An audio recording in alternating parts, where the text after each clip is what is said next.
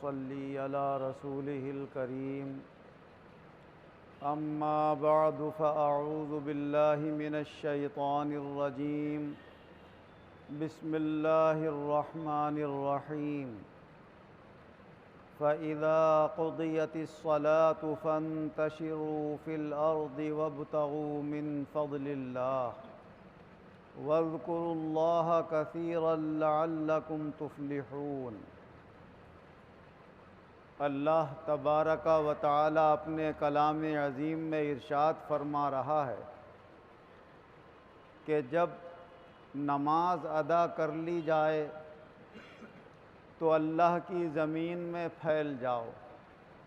اور اس کا فضل و کرم اور اپنی مالی ضرورتیں بھی تلاش کرو اور اللہ کو کثرت سے یاد کرتے رہو، یقیناً تم کامیاب رہو۔ اللہ تبارک و تعالی نے اس مبارک آیت میں اپنے بندوں کے سامنے اپنا دینی حکم بھی رکھا اور ان کی دنیاوی ضرورتوں کی طرف بھی انہیں خبردار کیا کہ اے میرے بندو، تم میرے سامنے سربا سجود ہونے کے لیے نماز کی ادائیگی کرو گے، اپنا وقت مجھے راضی کرنے میں لگاؤ گے اور تمہارے اوپر تمہارے بیوی بچوں کی یا تمہارے بھائی بہنوں کی ذمہ داریاں ہیں، ان کو پورا کرنے کے لیے تمہیں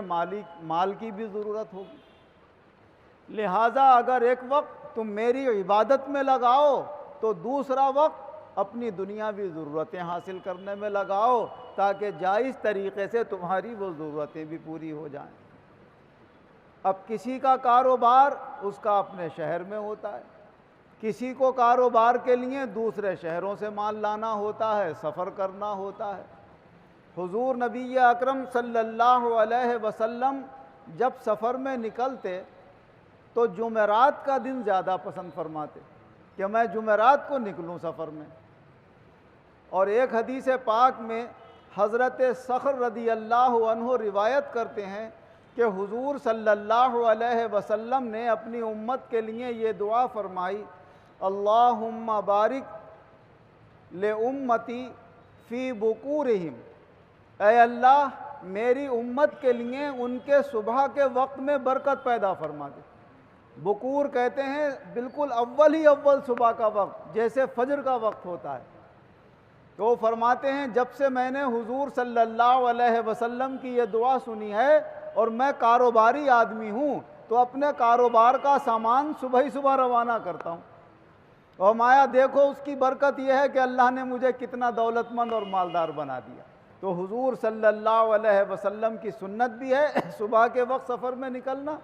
اور آپ نے صبح کو اپنے کام کرنے کے لیے اٹھنے والوں کے لیے اللہ سے دعائیں فرمائی ہیں برکت کی، تو اس حضور کی دعا کی برکت بھی انہیں حاصل ہوئی اور اللہ تعالیٰ نے ان کو خوب مال و دولت سے نوازا۔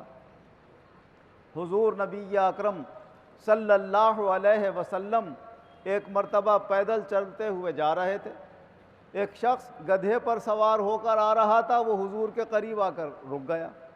عرب لوگوں میں گدھے پر سوار ہونا کوئی عیب نہیں مانا جاتا تھا۔ یہ ہمارے ملک میں اور ہمارے شہروں میں ہے کہ بھائی گدھے پہ تو کمہار بھی سواری نہیں کرتا ہے، اور جو اعلیٰ شان والے لوگ ہیں وہ تو کسی قیمت پہ بیٹھنے کو تیار نہیں۔ ہاں اگر کسی کو سزا ہی دی جاتی ہے منہ کالا کر کے اسے گھمایا جاتا ہے، بٹھایا جاتا ہے تو گدھے بٹھایا جاتا ہے تو بڑا حقیر سمجھا جاتا ہے یہاں پر، لیکن عرب میں اونچے سے اونچا آدمی گدھے کی سواری کر لیا کرتا تھا اور ادنا سے ادنا آدمی کر لیا کرتا تھا۔ کہا یا رسول اللہ آپ پیدل چل رہے ہیں، آپ سواری پر تشریف فرما ہو جائیے۔ اور وہ پیچھے کو ہٹا کہ حضور آگے بیٹھ جائیں، میں پیچھے۔ فرمانا آگے تم بیٹھو گے، تم مالک ہو، مالک کا حق بنتا ہے آگے بیٹھنے کا، اور دوسرا اگر بیٹھے تو پیچھے بیٹھے۔ ہاں اگر مالک وہ یہ حق دے دے کہ ہاں صاحب میں حق دے رہا ہوں آپ کو کہ آپ آگے بیٹھ جائیں، تب وہ بیٹھے۔ فرمایا یا رسول اللہ میں آپ کو حق دے رہا ہوں کہ آپ آگے بیٹھ جائیں، تو پھر حضور صلی اللہ علیہ وسلم آگے بیٹھے اور فرمایا نبی اکرم صلی اللہ علیہ وسلم نے کہ جب سفر سے آیا کرو تو ایک دم گھر میں مت جایا کرو، پہلے مسجد میں چلے جایا کرو اور وضو کر کے پہلے گھر والوں کو یہ خبر پہنچا دو کہ میں آ گیا ہوں، مسجد میں ہوں، 2 رکعت نماز نفل پڑھ لو اگر نماز پڑھنے کا وقت ہے، یا وضو کر کے کچھ دیر اللہ کا ذکر کر لو۔ فرمایا تم سفر میں غائب تھے، کیا معلوم تمہارے گھر والے کس حال میں ہیں؟ بچوں کو صاف ستھرے بیوی نے کپڑے پہنائے نہیں پہنائے، اپنے بال وال کاڑے ہیں نہیں کاڑے ہیں، برے کپڑوں کی حالت میں ہے، تم باہر سے آئے ہو، پہلی نظر بچوں پہ پڑے، بیوی پہ پڑے، غصہ آئے، تو فرمایا اچھا ایک تو تھکے ہارے تم سفر میں سے، اور دوسرے یہ تمہارے دماغ کے اوپر چھا جائے، تم بیوی سے کہو تو نے بچوں کو میلا کچیلے کپڑوں پہ رکھا ہے، اس حالت میں رکھا ہے، تو اس حالت میں تجھے پتہ نہیں تھا میں لوٹنے آنے والا ہوں؟ تو فرمایا ان صورتوں کی لڑائی جھگڑوں کی گھر میں نوبت نہ آئے، بہتر یہ ہے کہ تم جب گھر میں جاؤ تو بچے بیوی صاف ستھرے نظر آئیں، گھر صاف ستھرا نظر آئے، تاکہ پہلی نظر کا اثر پڑتا ہے تو پہلی نظر میں تمہارے سامنے اچھی چیز آئے۔ اور فرمایا کوشش یہ کیا کرو کہ راتوں میں مت آؤ اپنے گھر کو، جب آؤ تو دن میں آؤ، اور خبردار کر دو تو زیادہ بہتر ہے۔ آج کل تو ہر وقت سفر ہے، ہر وقت سواری ہے، راتوں میں بھی لوگ آ رہے ہیں، جگ رہے ہیں دیر تک، تو اب ٹیلی فون کی بھی سہولت ہو گئی ہے، پہلے زمانے میں یہ سہولت نہیں تھی۔ سفر میں اچانک کوئی اپنے گھر میں آتا تھا، خدا نخواستہ گھر میں کوئی غلط بات ہو رہی ہے تو یہ تو آگ بگولا ہو جائے گا، قتل و قتال کا نمبر آ جائے گا۔ پیچھے کون کیا کر رہا ہمیں اس سے مطلب نہیں، ہم اس کے ذمہ دار نہیں ہیں، تو اللہ حفاظت کرنے والا ہے، لیکن ہمیں اپنی آنکھوں سے نہ دکھے برائی۔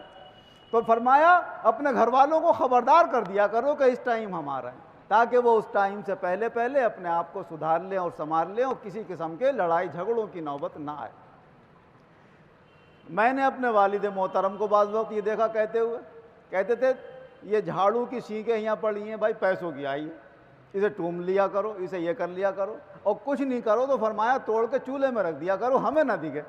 کہ بھائی ہم محنت سے پیسہ کما کے لائے ہیں، تو ہمیں اپنی آنکھوں سے کوئی چیز ضائع ہوتی ہوئی دکھتی ہے تو تکلیف ہوتی ہے۔ تو یہ بزرگوں کے جملے ہمیں بتاتے ہیں کہ گھر والوں کو بھی اس کا لحاظ رکھنا چاہیے، اور ہمیں بھی اس کا لحاظ رکھنا چاہیے کہ ایک دوسرے سے چشم پوشی سے کام لیتے ہوئے اپنے گھروں کے اندر آپس میں پیار محبت اور اتفاق و اتحاد رکھنے کی کوشش کریں۔ مدد فرمانے والا اللہ تعالیٰ ہے۔ اللہ سب کے گھروں سے لڑائی جھگڑے فتنے فسادات دور فرمائے، اور سب کے گھروں میں چین سکون پیدا فرمائے، آمین۔